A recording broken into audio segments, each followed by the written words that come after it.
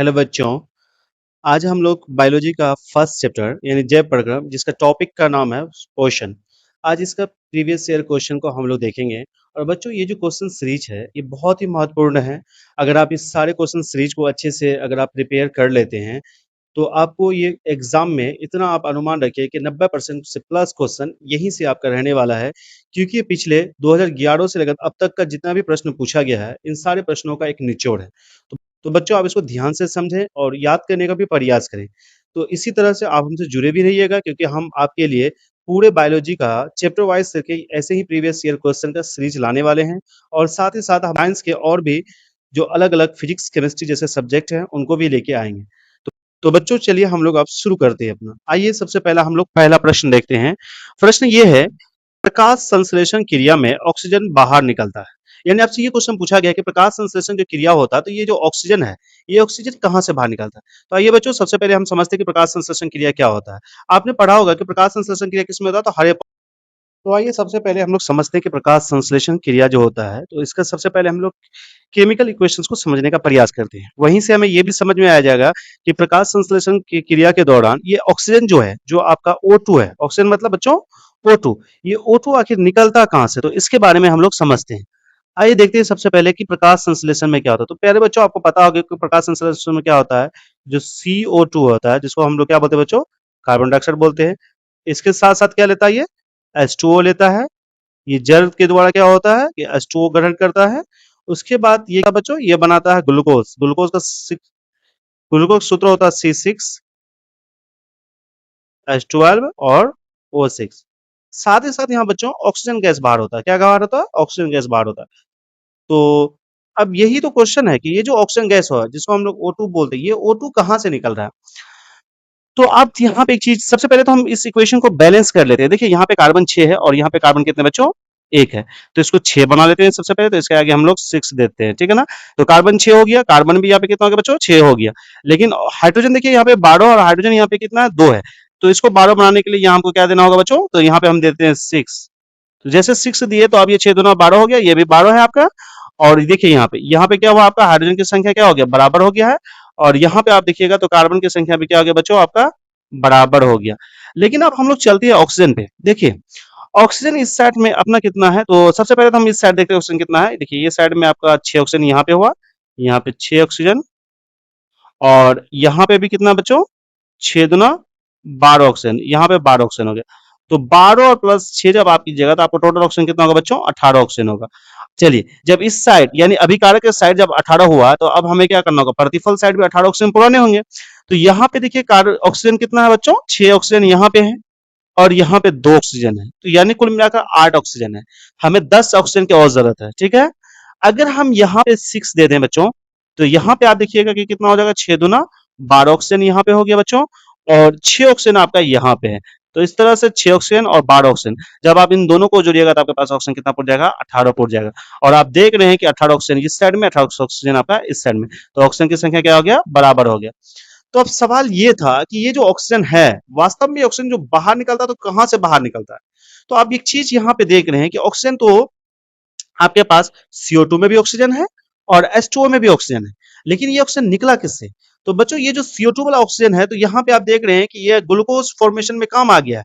लेकिन जो H2O वाला ऑक्सीजन है तो ये ऑक्सीजन ही बाहर निकल रहा है। तो आप यहाँ पे देख रहे हैं कि यहाँ से ऑक्सीजन क्या हो रहा है बच्चों, बाहर निकल रहा है। तो इसका आंसर हो जाएगा कि ऑक्सीजन कहाँ से निकलता है, तो ऑक्सीजन आपका निकलता है जल से। कहाँ से निकलता है, जल से। तो आपका ऑप्शन नंबर ए क्या हो जाएगा, सही हो जाएगा। मैं फिर से आपको बता देता हूं कि प्रकाश संश्लेषण क्रिया में ऑक्सीजन जो बाहर निकलता है वो कहां से निकलता है बच्चों, जल से निकलता है, ठीक है। आइए हम लोग दूसरा क्वेश्चन देखते हैं। चलिए दूसरा क्वेश्चन आपका ये है कि जो ग्वाइटर रोग है ना, यहाँ पे ग्वाइटर लिखा गया है मिस्टेक से, लेकिन ये है एक्चुअल में ग्वाइटर रोग जिसको हम लोग बोलते हैं घेंघा रोग, ठीक है ना। तो ये घेंघा जो रोग है, घेंघा रोग है, आप घेंघा रोग समझते हैं ना। तो घेंघा रोग में क्या होता है कि जो गला में थोड़ा उभार टाइप का पैदा हो जाता है, मतलब नेत्र गोलक के जैसा बन जाता है। उसी को हम लोग घेंघा रोग या फिर ग्वाइटर कहते हैं। तो कहता है ग्वाइटर रोग पनपता है ना। यानी ग्वाइटर रोग किसके कारण होता है, आपको क्वेश्चन यही पूछा है। तो बच्चों सबसे पहले तो हम आते हैं समझते हैं कि ग्वाइटर रोग जो होता है तो ये होता किसके कारण। जैसे आप मान चलिए कि ये हमारा हेड होता है, सॉरी ये हमारा हेड है और ये हमारा क्या बच्चों, मान चलो गर्दन है। तो आपको पता होगा कि इसी गर्दन पे एक ग्लैंड होता है जिसका नाम है थायराइड ग्रंथि। कौन सा ग्रंथि है? थायराइड। थायराइड ग्रंथि के बारे में कुछ खास बात है, ये एच आकृति का होता है और गुलाबी कलर का होता है। बच्चों इसका कलर कैसा होता है? गुलाबी कलर का एक थायराइड ग्रंथि होता है। कौन सा ग्रंथि होता है? थाई थायराइड। तो हम लोगों के पास कौन सा ग्रंथि होता है? थायराइड ग्रंथि होता है।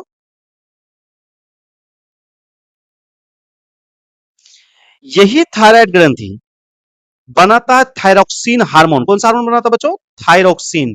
थायराइड ग्रंथि कौन सा हार्मोन बनाता है? तो आपका बनाता है ये थायरोक्सिन। थाई थायरोक्सिन हार्मोन बनाता है। और बच्चों इस थायरोक्सिन हार्मोन बनने के लिए हमें चाहिए आयोडीन। क्या चाहिए? आयोडीन चाहिए। थायरोक्सिन बनने के लिए आयोडीन चाहिए।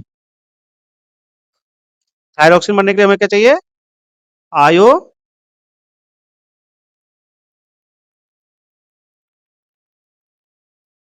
चाहिए। और आपको पता है ये आयोडीन कहाँ मिलता है हम लोगों को? तो बच्चों ये आयोडीन हम लोगों को मिलता है नमक में। कहाँ पे मिलता है? नमक में। तो यानी कुल मिलाकर ये हो गया कि अगर हम लोग नमक में कर देंगे कमी, समझे ना, नमक यानी नमक में अगर हम लोग क्या कर देंगे? कमी कर देंगे, तो हमें आयोडीन नहीं मिल पाएगा। जब आयोडीन नहीं मिल पाएगा तो थायरोक्सिन हार्मोन नहीं बन पाएगा बच्चों। और जब थायरोक्सिन हार्मोन नहीं बन पाएगा तो हमारे थायराइड ग्रंथि में हो जाएगा सूजन। क्या हो जाएगा? सूजन हो जाएगा।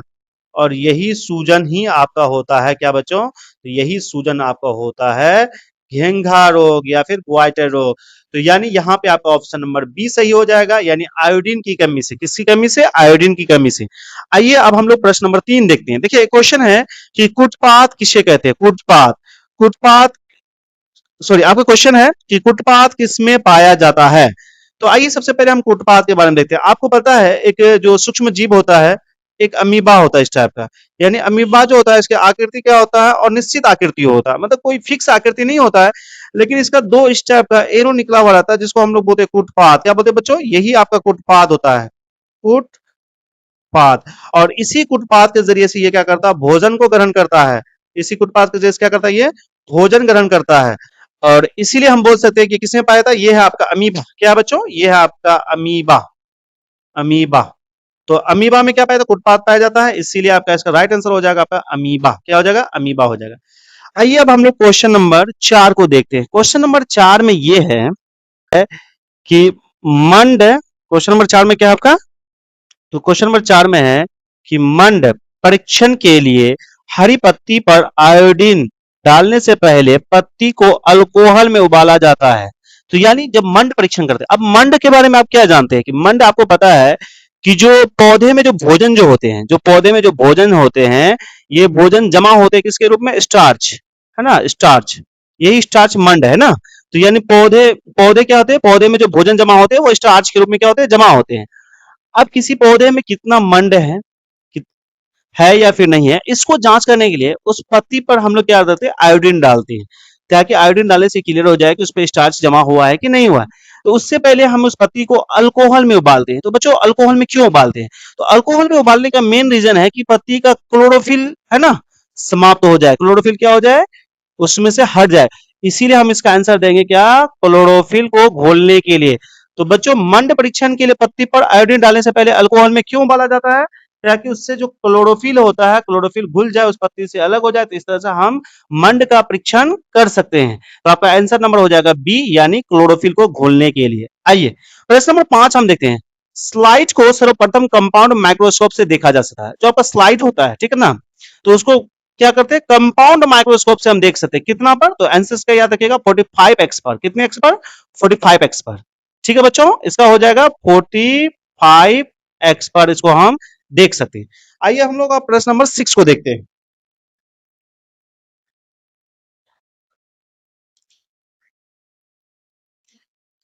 ये है आपका प्रश्न नंबर 6। प्रश्न नंबर 6 आपका ये बोल रहा है कि जो ग्लूकोज होता है, ठीक है ना, जो ग्लूकोज होता है बच्चों, तो ग्लूकोज के एक अणु में ऑक्सीजन के कितने परमाणु होते हैं? सबसे पहले तो हम लोग ग्लूकोज का सूत्र ही लिख लेते हैं। ग्लूकोज का सूत्र क्या था बच्चों?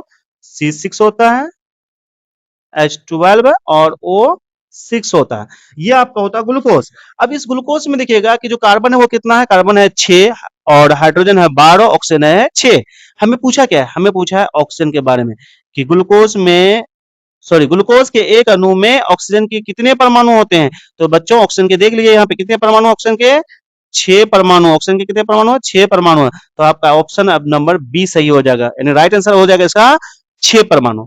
आइए अगला प्रश्न देखते हैं कि दांतों को साफ करने के लिए दंत मंजन प्राय होता है, यानी हमारे जो दांत होते हैं तो दांतों में क्या होते हैं कि आपको पता है कि जब दांतों में एसिड जमा हो जाते हैं, दांतों में जब अम्ल लग जाते हैं तो इससे दंत क्षरण हो जाता है, यानी हमारे दांतों में क्षरण होने लगते हैं, यानी जंग पकड़ने लगते हैं। क्या करने लगते हैं बच्चों? जंग पकड़ने लगते हैं। प्रश्न यही है कि इस जंग को समाप्त करने के लिए, प्राय जंग ना लगे, इसके लिए हमें दंत मंजन का इस्तेमाल करना पड़ता है। तो बताइए वो दंत मंजन कैसा होता है, कैसी प्रकृति की होती है? क्या वो क्षारीय प्रकृति का होता है, या फिर अम्लीय प्रकृति का होता है, या वो लवण युक्त होता है, या इनमें से कोई नहीं?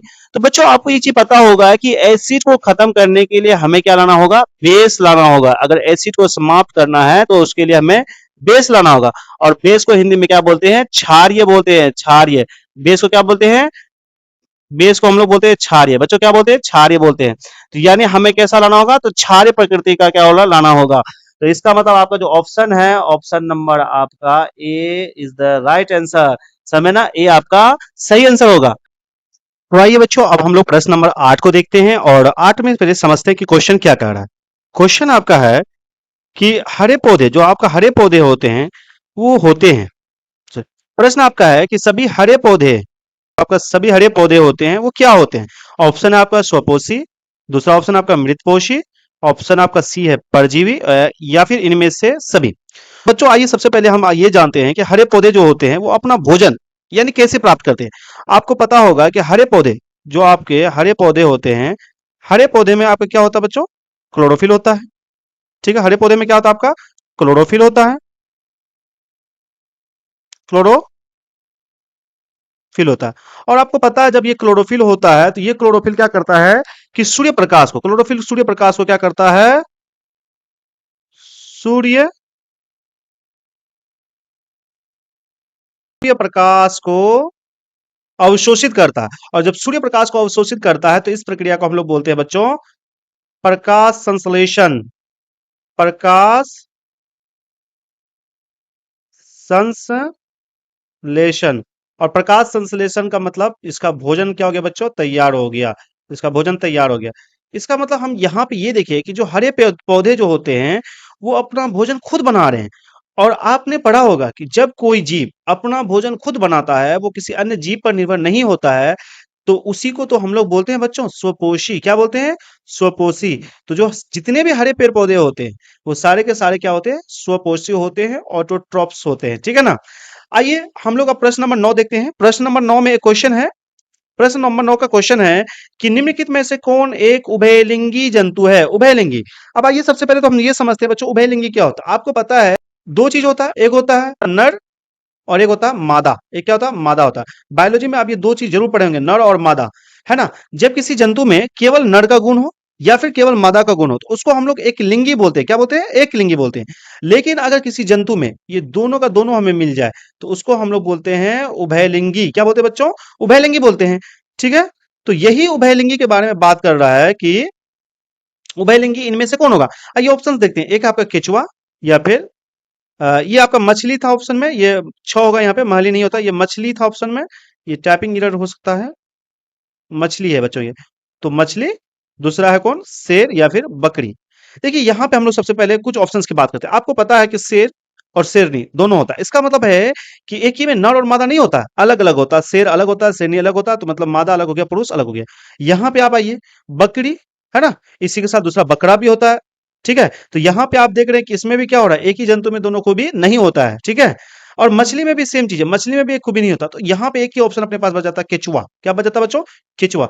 तो केचुआ आपका हो जाएगा उभयलिंगी जंतु, यानी यही आपका सही आंसर हो जाएगा। तो निम्नलिखित में से एक उभयलिंगी जंतु कौन है बच्चों? केचुआ है। आइए हम लोग प्रश्न नंबर 10 को देखते हैं। प्रश्न नंबर 10 बोलता है कि जो अमीबा, यानी जो आपका अमीबा होता है, ये अमीबा अपना भोजन कैसे पकड़ता है? यानी अमीबा, देखिएगा अमीबा जो होता है ना, वो इस टाइप का, एक उसकी तो कोई फिक्स आकृति होती नहीं है, लेकिन इस टाइप का उसका दो कुटपाद निकला होता है बच्चों। ठीक है, इसी को हम लोग क्या बोलते हैं? ये होता है आपका कुटपाद, यही होता है आपका कुटपाद। इसी कुटपाद के जरिए से, देखिए ये मुंह के जैसा है ना, इसी कुटपाद के जरिए से ये अगर भोजन के कण है तो इन्हीं कणों को वो अपने अंदर प्रवेश करवाता है, यानी कि अंतः ग्रहण करता है। तो आपका ऑप्शंस में हो जाएगा कुटपाद के द्वारा। किसके द्वारा? कुटपाद के द्वारा। तो बच्चों अमीबा अपना भोजन कैसे करता है? तो कुटपाद के द्वारा। चलिए अब हम लोग प्रश्न नंबर 11 देखते हैं। प्रश्न नंबर 11 में आपका है कि आयोडीन की कमी से, है ना, देखिए ये आयोडीन का क्वेश्चन एक ऊपर भी आया था आपको, वहां पे आप अगर उसको अच्छे से समझोगे तो यहाँ पे आप आसानी से आंसर दे पाएंगे। जैसे यहाँ पे देखिए क्वेश्चन है कि आयोडीन की कमी से कौन सा रोग होता है। तो आपको मैंने बताया था कि आयोडीन हमें क्यों चाहिए। आखिर हम जो आयोडीन वाले नमक जो खाते हैं, ठीक है ना, आयोडीन, आयो हमें आयोडीन क्यों चाहिए? आपको पता है ना कि आयोडीन से बनता है कौन सा हार्मोन? तो आयोडीन से बनता है थायरोक्सिन हार्मोन। बच्चों कौन सा हार्मोन? थायरॉक्सिन, है ना। आयोडीन से कौन सा हार्मोन बनता है? थायरॉक्सिन बनता है। और थायरॉक्सिन हार्मोन की अगर कमी हो गया तो हमें कौन सा रोग हो जाता है बच्चों? तो थायरॉक्सिन की कमी से होता है घेंघा रोग। कौन सा रोग होता है? घेंघा रोग। क्योंकि थायरॉक्सिन नहीं बनेगा तो जो हमारे थायराइड ग्रंथि है उसमें सूजन हो जाएगा, और सूजन होने के कारण हमें हो जाएगा घेंघा रोग। इसी घेंघा रोग को ग्वाइटर रोग भी कहते हैं। तो आपका आंसर हो जाएगा आंसर ए, ऑप्शन ए। अब अगला प्रश्न हम लोग प्रश्न नंबर 12 देखते हैं। इसमें बोल रहा है किसकी उपस्थिति के कारण पौधे का रंग हरा होता है। ये तो आप लोग जानते ही होंगे, इससे आसान क्वेश्चन क्या ही हो सकता है। देखिए तो इसका ऑप्शन हो जाएगा क्लोरोफिल। किसके कारण? क्लोरोफिल। क्लोरोफिल के कारण पत्तियों का रंग क्या होता है? हरा होता है। तो आपका ऑप्शन नंबर ए सही हो जाएगा। नंबर 13 देखते हैं। 13 में प्रश्न है कि हाइड्रा में क्या पाया था, यानी हाइड्रा किसमें पाया था। तो हाइड्रा में बच्चों पाया था तांत्रिका। क्या पाया था? तांत्रिका। तो आपका ऑप्शन नंबर 13 क्या हो जाएगा? सही आंसर हो जाएगा। हाइड्रा में तांत्रिका पाया जाता है। प्रश्न नंबर 16 का जो प्रश्न है वो ये है कि प्रकाश संश्लेषण की क्रिया होती है। तो प्रकाश संश्लेषण की क्रिया कहाँ पे होती है? आपको पता है कि प्रकाश संश्लेषण होने के लिए हमें हर हाल में क्या चाहिए? क्लोरोफिल चाहिए। बिना क्लोरोफिल का प्रकाश संश्लेषण नहीं हो सकता, यानी प्रकाश संश्लेषण हमें करने के लिए क्या चाहिए? क्लोरोफिल चाहिए। क्लोरोफिल चाहिए। क्यों? क्योंकि क्लोरोफिल ही क्या करता है? सूर्य प्रकाश को अवशोषित करता है। तो चलिए अब हम जल्दी से देखते हैं कि किस ऑप्शन में क्लोरोफिल हमें मिलेगा। देखिए कवक, कवक में तो मिल नहीं रहा है। जंतुओं यानी एनिमल्स में तो होगा नहीं, क्योंकि हम लोग भी कहीं ना कहीं एनिमल्स में ही आते हैं। तो क्या हम लोगों में या फिर कोई भी एनिमल्स आप देखिए जिसमें क्लोरोफिल होता है? ठीक है, हरे पेड़ पौधे इसमें तो भाई होता है। परजीवियों में, परजीवी मतलब जो दूसरों पर निर्भर होता है। और आपको पता है कि जब जो कोई जीव दूसरों पर निर्भर होता है तो वो प्रकाश संश्लेषण क्रिया कर ही नहीं सकता, क्योंकि प्रकाश संश्लेषण क्रिया क्या है? जो खुद से भोजन बनाता है। तो यहाँ पे आपका ऑप्शन नंबर सी ही एक ऐसा ऑप्शन दिख रहा है जिसमें क्लोरोफिल हमें मिल रहा है, यानी जो खुद से अपना भोजन बनाता है। तो आपका option number C right answer हो जाएगा। ठीक है, आइए अब हम लोग प्रश्न नंबर 17 देखते हैं। दांत की सबसे ऊपरी परत क्या होता है? प्यारे बच्चों, जो दांत की सबसे ऊपरी परत होती है उसे हम क्या कहते हैं? क्या इनेमल कहते हैं, या अस्थि कहते हैं, या डेंटिन कहते हैं, क्राउन कहते हैं? अस्थि तो दांत से संबंध है नहीं, क्राउन। तो इसका ऑप्शन हो जाएगा आपका इनामेल। क्या हो जाएगा? इनामेल। इनामेल ही दांत की ऊपरी सतह होती है जो दांतों के अंदर की सुरक्षा कवच होता है। ठीक है, आपका आंसर आंसर नंबर ए।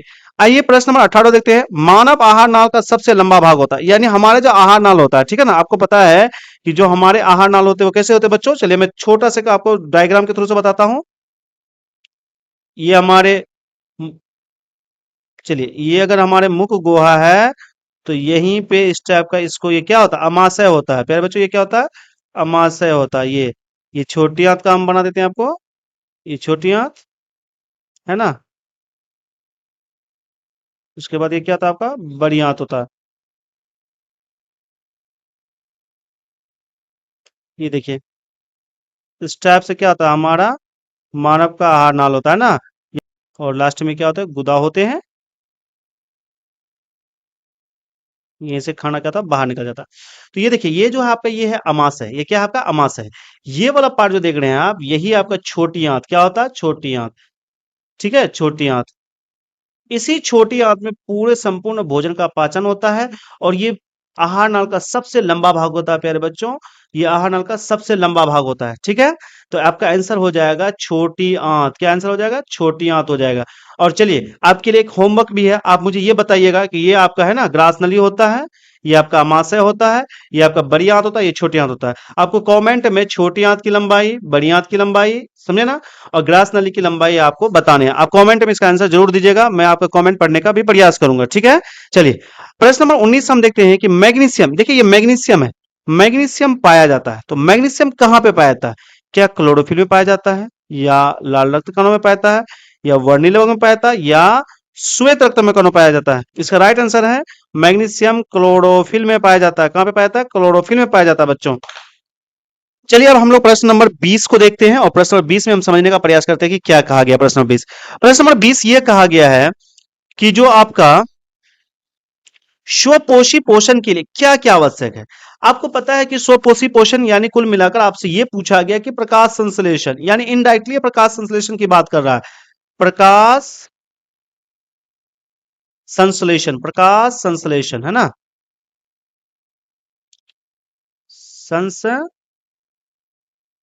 संश्लेषण। तो प्रकाश संश्लेषण में हमें क्या क्या चाहिए? तो आपको पता होगा कि प्रकाश संश्लेषण में हमें क्या चाहिए। सबसे पहले तो बच्चों हरित लवक होना चाहिए, ठीक है, जिसको हम लोग क्लोरोफिल कहते हैं। उसके बाद दूसरा नंबर में मेरे पास क्या होना चाहिए? सूर्य प्रकाश, है ना, सनलाइट का होना जरूरी है। आपको पता ही होगा कि बिना सनलाइट का हो ही नहीं सकता ये, तो सूर्य प्रकाश चाहिए, ठीक है। और क्या चाहिए? ऑप्शन नंबर 3 में क्या चाहिए आपको? और आपको चाहिए CO2, जिसको हम लोग बोलते हैं कार्बन डाइऑक्साइड, ठीक है ना। और साथ ही साथ एक चीज और आपको चाहिए, जल। क्या चाहिए? जल, यानी H2O। क्या चाहिए आपको? H2O चाहिए। यानी अब हम देख रहे हैं कि हरित लवक जिसमें मिलेगा वो CO2 और सूर्य प्रकाश। तो अब ऑप्शन में चलते हैं। देखिए पूर्ण हरित जिसको हरित लवक मिलते हैं, इस ये चाहिए हमें। सूर्य प्रकाश बिल्कुल चाहिए, कार्बन डाइऑक्साइड ये भी चाहिए। यानी आपका option number D is the right answer, यानी इनमें से सभी, इनमें से सभी। प्रकाश संश्लेषण के लिए आपको सब चाहिए और प्रकाश संश्लेषण ही होता है आपका स्वपोषी पोषण। चलिए अब हम लोग प्रश्न नंबर 21 को देखने का प्रयास करेंगे। आइए प्रश्न नंबर हम लोग 21 देखते हैं। प्रश्न नंबर 21 ये बोलता है, न्यूक्लियस शब्द है, न्यूक्लियस है ना, न्यूक्लियस शब्द को किसके द्वारा दी गई? यानी आपको आपने पढ़ा होगा कि जब एक कोशिका होता है तो कोशिका में क्या होता है बच्चों? माइटोकॉन्ड्रिया होता है, सेंट्रोसोम होता है, लाइसोसोम होता है, वैक्यूल्स होता है, राइबोसोम होता है, एंडोप्लाज्मिक रेटिकुलम होता है। इसी तरह से इन सबको कंट्रोल करने के लिए एक और चीज छूट गया, गोल्जी उपकरण, एक गोल्जी उपकरण भी होता है। इन सबको कंट्रोल करने के लिए एक सेंटर में न्यूक्लियस होता है, ठीक है ना। एक सेंटर में क्या था? न्यूक्लियस, जिसको हम लोग हिंदी में बोलते हैं केंद्रक। यही केंद्र क्या करता है? इन सबको कंट्रोल करता है, माइटोकॉन्ड्रिया को, सेंट्रोसोम को, लाइसोसोम को, उसके बाद आपका वैक्यूल्स को, राइबोसोम को, एंडोप्लाज्मिक रेटिकुलम को, गोल्गी उपकरण को, ठीक है। सवाल यह है कि इसी न्यूक्लियस का खोज किसने किया था, यानी न्यूक्लियस शब्द को सबसे पहले दिया था किसने? तो प्यारे बच्चों ये दिया था रॉबर्ट ब्राउन। किसने दिया था? Robert, Robert brown, Robert brown. तो आपका आंसर, आप चलिए हम लोग देखते हैं रॉबर्ट ब्राउन कहाँ पे है। तो देखिए ऑप्शन नंबर आपका ए सही आंसर हो जाएगा, यानी रॉबर्ट ब्राउन। देखिए अब बहुत बच्चा बोले सर रॉबर्ट हुक, तो देखिए रॉबर्ट हुक ने क्या किया था? कोशिका का खोज किया था, इसको हम लोग फादर ऑफ सेल कहते हैं। लेकिन न्यूक्लियस शब्द को जिसने दिया था वो था आपका रॉबर्ट ब्राउन। चलिए प्रश्न नंबर 22 देखते हैं। पौधे में भोजन किस रूप में जमा होता है? यानी जो पौधे का जो भोजन होता है ये किस रूप में जमा होता है? तो इसका आंसर हो जाएगा, देखिए ग्लूकोज में नहीं होता है, ठीक है ना। इसका ऑप्शन सी सही आंसर हो जाएगा, यानी स्टार्च। किसमें होगा? स्टार्च, ठीक है। चलिए प्रश्न नंबर 23 देखते हैं। पौधे और पशुओं की कोशिकाओं का वैज्ञानिक अध्ययन क्या कहलाता है? यानी जिसमें हम लोग पौधे का अध्ययन करते हैं या फिर पशु, पौधे या फिर पशु, इन दोनों जीवों के जो कोशिकाओं का अध्ययन करते हैं उसका वैज्ञानिक नाम यानी साइंटिफिक नेम क्या है? तो बच्चों यानी कुल मिलाकर कोशिका के अध्ययन को हम क्या कहते हैं? तो आपको पता है कि कोशिका के अध्ययन को हम लोग बोलते हैं साइटोलॉजी। क्या बोलते हैं? साइटोलॉजी बोलते हैं, ठीक है। चलिए प्रश्न नंबर 24 में हम आते हैं। मानव शरीर में अन्न का पाचन मुख्य रूप से कहां पे होता है? तो आपको अभी मैंने पिछले क्वेश्चन में आपको डाइजेस्टिव सिस्टम बता के दिया था और आपको यह बताया था कि यहाँ जो संपूर्ण पाचन होता है वो होता है छोटी आंत में। कहां पे होता है? छोटी आंत में होता है बच्चों। तो यानी मेरा आंसर ऑप्शन नंबर सी क्या हो जाएगा? सही आंसर हो जाएगा ऑप्शन नंबर सी। देखिए यहां पे पूछ रहा कि मुख्यतः पाचन होता कहां पे? देखिए पाचन का क्रिया मुख से ही स्टार्ट हो जाता है, ठीक है। मुख के बाद पाचन कहां पे जाता है? अमाशय में, उसके बाद जाता है। लेकिन बड़ी आंत में क्या होता है? केवल और केवल एक्स्ट्रा जो आपका लिपिड फॉर्म में जो द्रव होता है उसका अवशोषण होता है, यानी जो द्रव होता है उसका अवशोषण होता है। बाकी संपूर्ण पाचन आता है आपका छोटी आंत में। तो आपका आंसर हो जाएगा छोटी आंत। आइए प्रश्न नंबर 25 भी देख लेते हैं। क्लोरोफिल किस रंग का होता है? बच्चों क्लोरोफिल आपको पता है ना कि पत्तियों में क्लोरोफिल होने की वजह से हरा हो जाता है, यानी क्लोरोफिल आपका होता है हरा। कैसा होता है? हरा होता है। चलिए अब हम लोग प्रश्न नंबर 26 देख लेते हैं। देखिए प्रश्न नंबर 26 में आपको पूछा गया है कि स्वपोषी यानी ऑटोट्रॉप्स ये कौन होते हैं? इसमें से कौन ऐसे जो स्वपोषी होते हैं? तो इसका आंसर हो जाएगा हरे पेड़ पौधे। ये वाला प्रश्न हम लोग ऊपर भी कई बार देख चुके हैं कि हरे पेड़ पौधे क्या करता है? प्रकाश संश्लेषण की क्रिया करता है और प्रकाश संश्लेषण की क्रिया अपना भोजन खुद बनाता है। तो इसलिए आपका स्वपोषी का यही ऑप्शन हो जाएगा, क्योंकि किसी और पर निर्भर नहीं होता, किसी अन्य जीव पर निर्भर नहीं होता है। चलिए, जीवन की एक महत्वपूर्ण विशेषता है क्या करना? अणु की गति करना, या वृद्धि करना, या फिर रसायन करना, या फिर समन्वय करना। तो आपका आंसर हो जाएगा बच्चों वृद्धि, यानी ग्रोथ। अब देखिएगा कि हर एक जीव की एक महत्वपूर्ण विशेषता होती है कि वो ग्रोथ करता है। क्या करता है? ग्रोथ करता है, ठीक है ना। तो इसका आंसर हो जाएगा वृद्धि। आइए प्रश्न नंबर 28 देखते हैं कि स्वपोषी पोषण होता है। देखिए ये प्रश्न कई बार आ चुका है। तो स्वपोषी पोषण बच्चों किस में होता है? आप इसका आंसर दीजिए, तो जल्दी से बताइए इसका आंसर क्या होगा। देखिए, स्वपोषी पोषण तो पौधे में तो होता ही है, ये तो आपको पता ही होगा, ठीक है ना। दूसरा आपका कवक, क्या कवक में होता है? या प्रोटिस्टा और प्रोकैरियोटिक कोशिका में होता है? तो देखिए यहाँ पे एक वर्ड बहुत अच्छा है, प्रोटिस्टा, यानी प्रोटिस्टा में भी होता है। तो यहाँ पे आपका ये दोनों ऑप्शन में क्या होता है? स्वपोषी पोषण होता है। तो प्यारे बच्चों, आपका ऑप्शन नंबर डी क्या हो जाएगा? राइट आंसर हो जाएगा, यानी ए एवं सी आपका ये सही आंसर हो जाएगा। चलिए, प्रश्न नंबर हम लोग 29 देख लेते हैं। प्रश्न नंबर 29 में ये बोला गया है कि गिरहनी का भाग है, यानी जो आपका गिरहनी होता है, तो गिरहनी किसका भाग है? तो गिरहनी आपको पता है कि गिरहनी जो होता है वो कहां पे होता है बच्चों? छोटी आंत में। कहां पे होता है? छोटी आंत में होता है। तो यानी गिरहनी आपका हो जाएगा छोटी आंत। आपका आंसर सही आंसर हो जाएगा छोटी आंत। चलिए, अब हम लोग प्रश्न नंबर 30 देख लेते हैं। प्रश्न नंबर 30 में क्या है?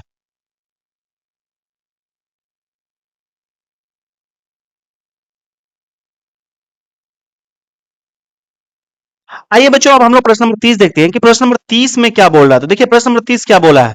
तो यहां पे आपका बोला है कि कौन सा एंजाइम, यानी कौन सा एंजाइम है सा पर क्रिया करता है, यानी ऐसा कौन सा एंजाइम है जो फैट पर काम करता है।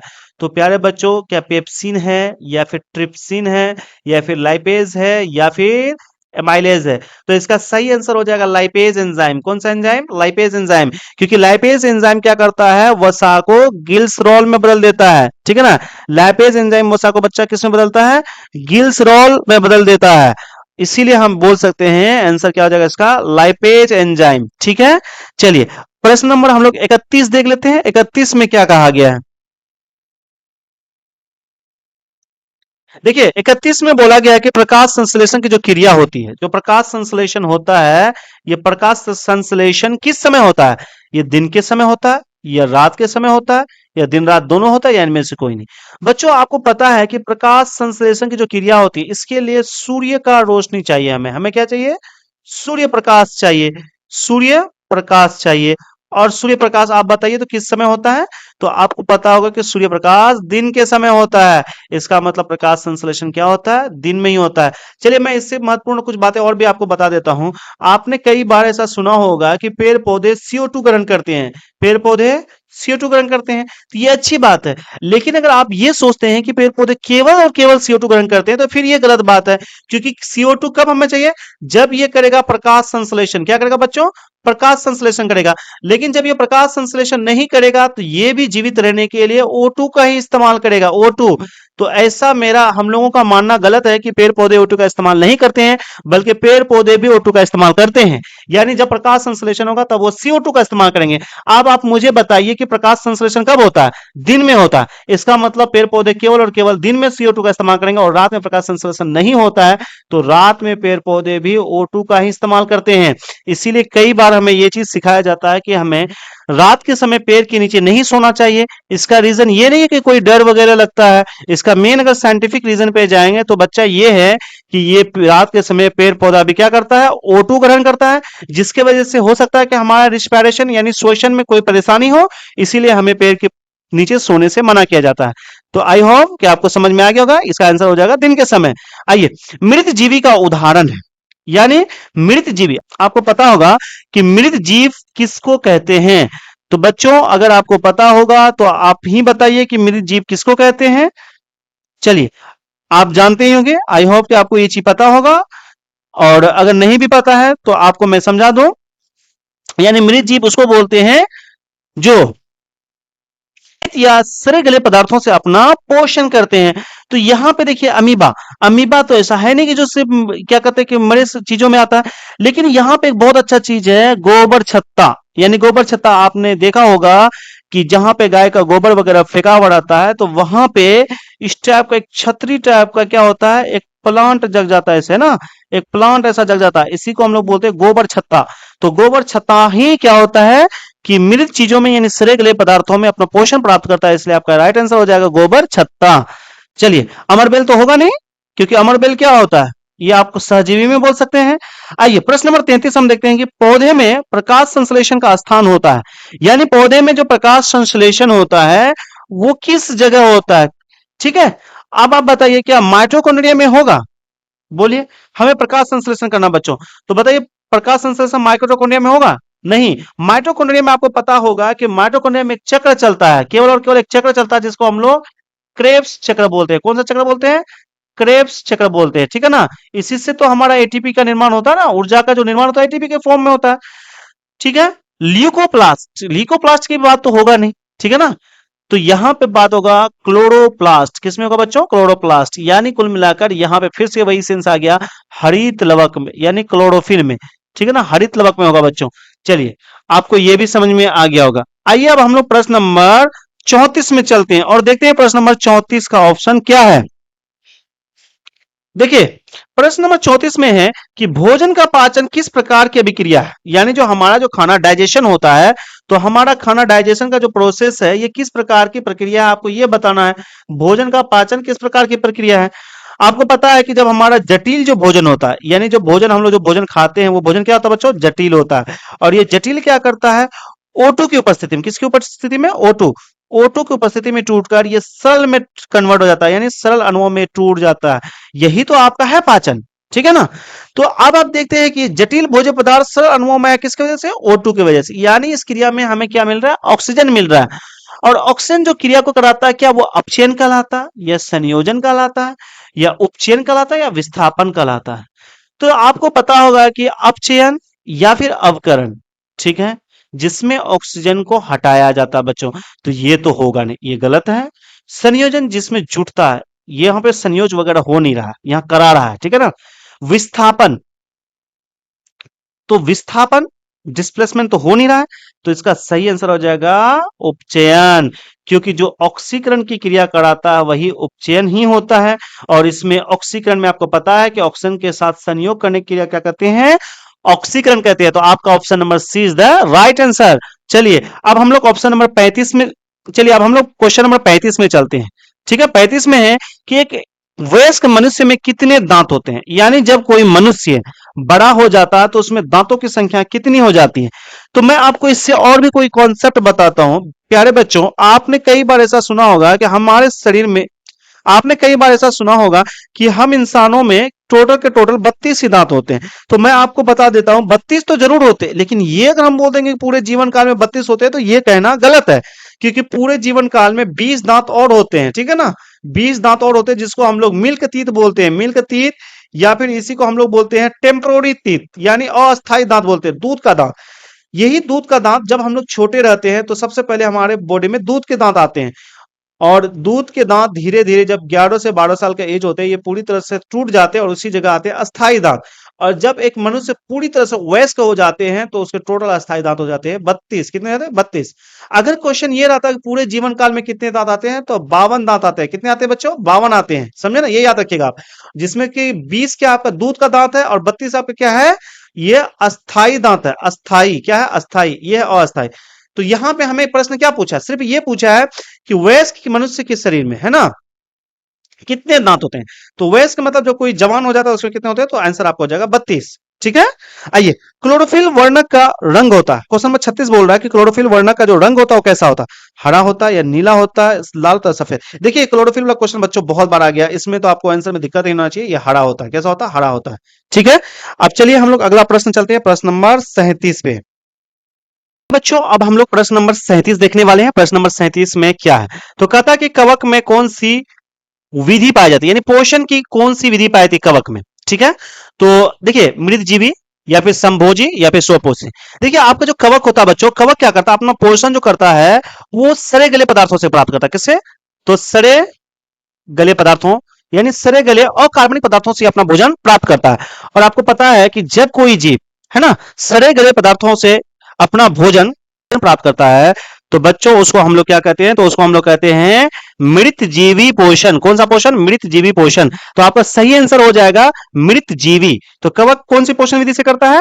तो मृत जीवी से करता है। चलिए आइए प्रश्न नंबर हम लोग 38 देखते हैं। बहुत अच्छा प्रश्न है ये, आपका मानव के आहार नाल से संबंधित क्वेश्चन है। कहता है क्या पीत रस, है ना, पीत रस कहां से स्रावित होता है? तो बच्चों आपको पता होगा कि मैं फिर से एक नॉर्मली आपको बता देता हूं कि आपका जो स्टमक होता है, ठीक है ना, देखिए ये जो आपका, ये आपने अभी जस्ट फिगर आपको देखा भी था कि ये फिगर जो ऐसे होता है, ठीक है, यानी ये जो इस टाइप से ऐसे जो होता है, यहां से आपका, यहीं से क्या होता है आपका एक इस टाइप का, ठीक है ना, ये इस टाइप का एक पार्ट जुड़ाता है जिसको हम लोग बोलते हैं लीवर। क्या बोलते हैं इंग्लिश में? इसको बोलते हैं लीवर, यानी हिंदी में इसको बोलते हैं यकृत। समझे ना? क्या बोलते हैं बच्चों? यकृत बोलते हैं। यही यकृत में होता है आपका पीत की थैली, यानी पित्ताशय। क्या होता है? पित्ताशय। और पित्ताशय में ही रहता है पीत। क्या होता है? पीत। ठीक है, तो यकृत, इसका आंसर हो जाएगा यकृत। तो पीत कहां से स्रावित होता है? यकृत से स्रावित होता है। पीत कहां से स्रावित होता है? यकृत में।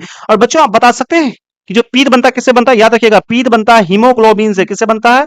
हीमोग्लोबिन से। हीमोग्लोबिन से बनता है, ठीक है ना, हीमोग्लोबिन से पीत नामक वर्णक, पीत वर्णक तैयार होता है। चलिए अगला प्रश्न है कि गोबर छत्ता क्या है? देखिए गोबर छत्ता वाला क्वेश्चन आपका ऊपर भी आया था। तो गोबर छत्ता आपका एक मृत जीवी पोषण कर, मृत जीवी हो गया। दूध से दही बनना, प्रश्न नंबर 40 में है कि, प्रश्न नंबर 40 में क्या है? दूध से दही का बनना निम्नलिखित में कौन सी अभिक्रिया है? तो प्यारे बच्चों दूध से दही का बनना आपका एक अपघटन अभिक्रिया है। तो देखिए कि दूध से दही का बनना, यानी यहां पे फिर से आइए वापस एक बार, दूध से दही का बनना कौन सी अभिक्रिया है? तो बच्चों किण्वन अभिक्रिया है। कौन सी अभिक्रिया है? किण्वन। देखिए अपचयन या फिर यहां पे उत्सर्जन लिखना चाहिए था, उत्सर्जन या प्रकाश संश्लेषण तो होगा नहीं क्योंकि प्रकाश संश्लेषण के लिए हरित लवक चाहिए। ठीक है, तो आपका आंसर हो जाएगा किण्वन। आइए प्रश्न नंबर हम लोग 41 को देखते हैं। बोलता है दांत का कठोरतम भाग, यानी जो हमारा दांत होता है, जो ये हार्ड जो होता है, किसकी वजह से होता है? क्या डेंटाइन या मज्जा गुहा की वजह से, या किनाइन? किनाइन आपके एक दांत का प्रकार है। बच्चों ये असल में होता है इनामेल की वजह से। किसकी वजह से होता है? इनामेल की वजह से। ये दांत का जो ऊपरी हिस्सा होता है ये इनामेल से बना होता है और ये कठोर होता है क्योंकि दांतों का सुरक्षा करता है। ठीक है, आइए प्रश्न नंबर हम लोग 42 देखते हैं कि प्रश्न नंबर 42 में क्या कहता है। प्रश्न नंबर 42 में है कि निम्नलिखित में से किससे रंध्र के छिद्र घिरे रहते हैं? देखिए रंध्र जो होते हैं, आपको पता है कि एक पत्ता जो होता है, ठीक है ना, ये मान लीजिए एक पत्ता है पेड़ का, ठीक है, और इन पत्तों में छोटे छोटे छिद्र होते हैं, सूक्ष्म सूक्ष्म क्या होते हैं? छिद्र होते हैं प्यारे बच्चों। और यही छिद्र को हम लोग क्या बोलते हैं? देखिए ये इस टाइप का इसमें क्या होता है? छेद होते हैं। इन्हीं छिद्रों को हम लोग बोलते हैं रंध्र। क्या बोलते हैं? रंध्र। इंग्लिश में बोलते हैं स्टोमाटा। तो कहते हैं ये जो स्टोमाटा होता है ये किससे घिरा होता है? तो ये गांठ कोशिका से। किससे घिरा होता है बच्चों? गांठ कोशिका से। आपका ऑप्शन नंबर बी सही हो जाएगा। ठीक है, चलिए प्रश्न नंबर 43 में है निम्न में से किस रंग को प्रकाश संश्लेषण के लिए सबसे ज्यादा प्रभावी माना जाता है? यानी ऐसा कौन सा रंग है जो प्रकाश संश्लेषण के लिए सबसे ज्यादा प्रभावी माना जाता है? तो प्यारे बच्चों इसका आंसर हो जाएगा लाल रंग। कौन सा रंग? लाल रंग।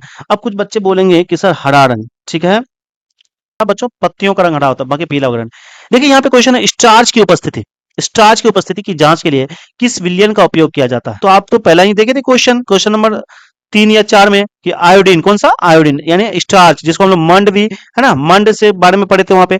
तो आपका ऑप्शन सही हो जाएगा ए, यानी आयोडीन। चलो 45 पे, प्रकाश संश्लेषण की दर निम्न में से किस कारकों पर निर्भर करती है? यानी जो हमारा जो प्रकाश संश्लेषण का जो रेट होता है वो किस पर निर्भर करता है?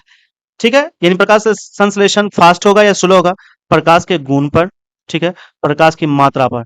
तो बच्चों ये दोनों ही ऑप्शन समझे ना, ये दोनों ही सही है, प्रकाश का गुण भी और प्रकाश का मात्रा भी, यानी कितने प्रकाश में मिला। तो ऑप्शन नंबर आपका सी इज द राइट आंसर। ठीक है ना, सी सही आंसर हो जाएगा। चलिए अब हम लोग प्रश्न नंबर 46, 47 और आगे इसे से देखने वाले हैं। आइए प्रश्न नंबर हम लोग 46 देखते हैं। प्रश्न नंबर 46 में ये बोल रहा है, प्रश्न नंबर 46 में बोल रहा है परिशीर्षिका हरिसा है। परिशीर्षिका, और हरिसा नहीं, यहाँ पे सॉरी, यहाँ हरिसा नहीं होना चाहिए, यहाँ टैपिंग एरर है। किसका है? यहाँ पे होना चाहिए था आपका किसका, ठीक है ना। तो परिशेषिका किसका भाग है? तो देखिए परिशेषिका जो होता है ये बड़ी आंत का भाग होता है प्यारे बच्चों। परिशेषिका जो होता है ये बड़ी आंत का भाग होता है। और ये बड़ी आंत में है, क्या होता है, प्रारंभिक से जुड़ा होता है। अब आप ये बताइए बड़ी आंत किस में होता है, क्या तांत्रिका तंत्र में होता है, क्या जनन तंत्र में होता है, या संवहन तंत्र में होता है? तो नहीं, आपका हो जाएगा आंसर आहार नाल में, क्योंकि आहार नाल में ही क्या होता है प्यारे बच्चों, बड़ी आंत होता है, और बड़ी आंत से ही जुड़ा रहता है परिसेशिका, समझे ना, जिसको इंग्लिश में हम लोग बोलते हैं अपेंडिक्स। इंग्लिश में क्या बोलते हैं, अपेंडिक्स बोलते हैं। आई थिंक आपको इंग्लिश ज्यादा समझ में आएगा, थोड़ा ये जो हिंदी वर्ड इसका काफी कठिन है, तो इसको हम लोग इंग्लिश में बोलते हैं अपेंडिक्स, अपेंडिक्स। तो अपेंडिक्स प्यारे बच्चों किससे जुड़ा था, आहार नाल से जुड़ा हुआ है।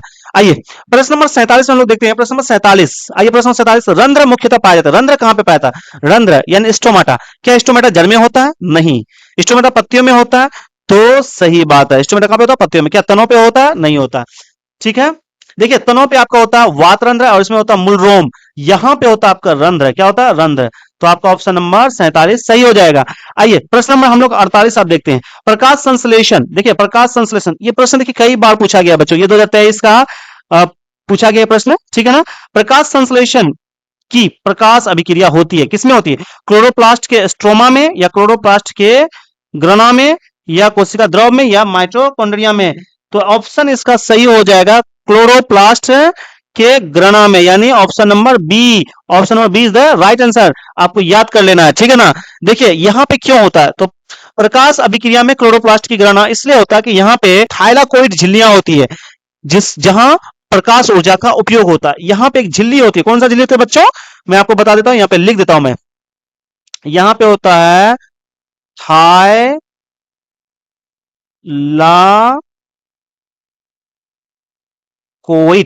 थाइलाकोइड झिल्ली होती है, और इसी झिल्ली की वजह से क्या होता है, यहाँ पे प्रकाश का अच्छा से इस्तेमाल हो पाता है, प्रकाश ऊर्जा का, और इसीलिए प्रकाश संश्लेषण की क्रिया कहां पे होती है, तो क्लोरोप्लास्ट के ग्रना में होती है। कहां पे होती है, ग्रना में। इसको जरूर आप याद कर लीजिएगा, ये बहुत ही महत्वपूर्ण प्रश्न है।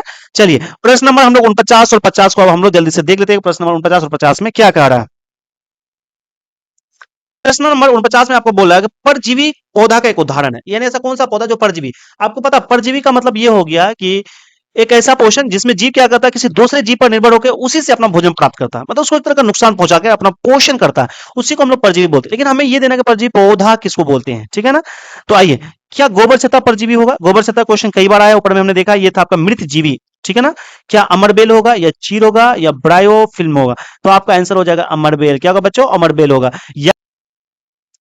आइए, कार्बोहाइड्रेट गति पाई जाती है, कार्बोहाइड्रेट गति पाई जाती है, तो कार्बोहाइड्रेट की जो गति होती है ये कहां पे पाती है, कोलन में, या ये देखिए ग्रास नली है बच्चों, ये ग्रास नली में, या अमाशय में, या छोटी आंत में, कहां पे होता है, छोटी आंत में। तो इसका सही आंसर जो होगा वो होगा छोटी आंत। यानी आपको असल में ये पूछा था कि कार्बोहाइड्रेट का पाचन मुख्य रूप से कहां पे होता है, यानी वो कहां पे गति करके उसका डाइजेशन हो जाता है, तो बच्चों ये छोटी आंत में होता है, ठीक है ना। आइए प्रश्न नंबर 51 हम लोग देते हैं कि क्षुद्रांत में स्थित रसांकुरण का क्या कार्य है, यानी जो हमारे क्षुद्रांत होते हैं उसमें रसांकुरण का क्या कार्य होता है। तो प्यारे बच्चों इसका क्या, अवशोषण में अवरोध करना, या अवशोषण का सही क्षेत्रफल बढ़ाना, या बच्चों इसका आंसर आपका, तो बच्चों इसका आंसर सी नंबर सही आंसर है आपका, ठीक है। तो इसी तरह से आप हमसे जुड़े रहिए, हम बाकी भी चैप्टर्स का पूरे के पूरे जितने भी प्रीवियस ईयर क्वेश्चन है सारे क्वेश्चंस को लेके आ रहे हैं। जय हिंद।